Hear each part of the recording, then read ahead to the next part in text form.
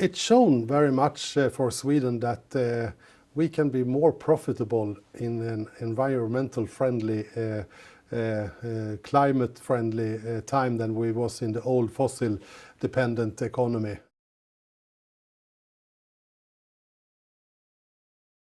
That has been a big question for companies since we started the work being fossil-free to 2045.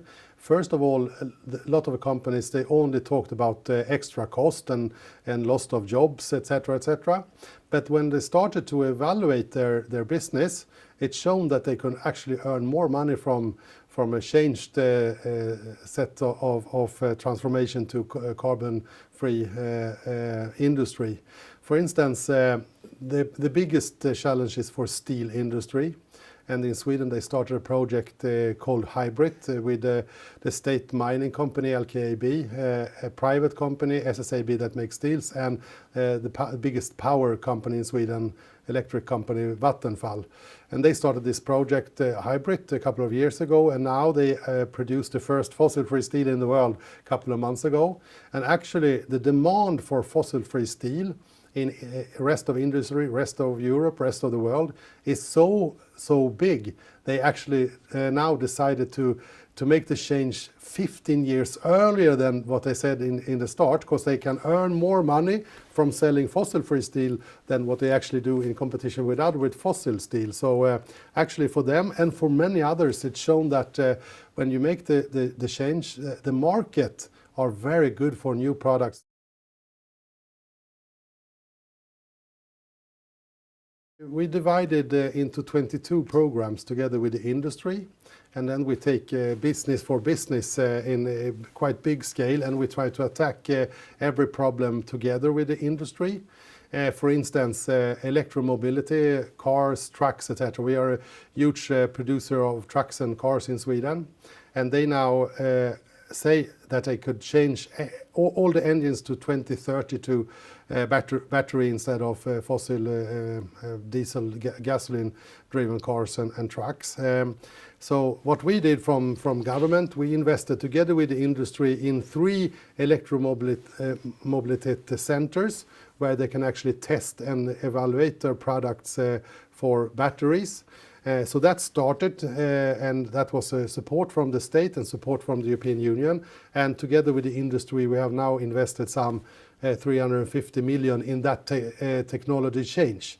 And after that, a battery factory came to Sweden and asked if they can make the first investment. So one of the big new industries in Sweden are battery industry. So it started in Skellefteå in the north, where we have cheap electricity, in a company called Northvolt.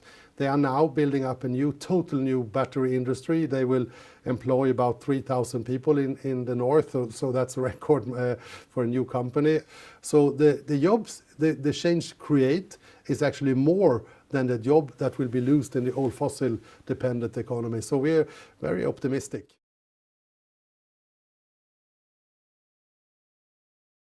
In the start, they were also very skeptic to the rapid change we want to do in Sweden and be carbon neutral already 2045.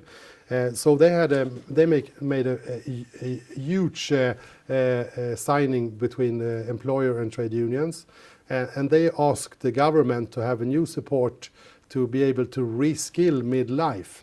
And that was put in place 1st of January this year, and it's actually a fantastic plan, and we're really happy to provide the market with that.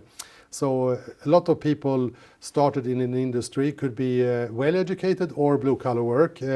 If they want to change career and want to change job in mid-life, it's very difficult if you're providing for your family, you have mortgage on your house, so it's really too expensive to take a year off. So this new plan gives the possibility for everybody in Sweden to have a year with 80% of your former salary to reskill mid-life.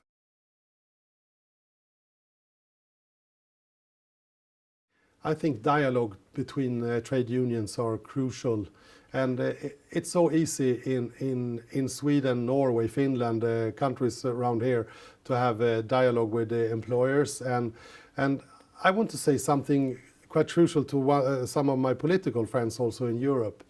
in some countries, especially in former East, Slovakia, Czechia, Poland, etc., Bulgaria, where they have just transition programs, and the European funds provide them with funds for just transition, but where they don't even invite trade union to the talks about just transition.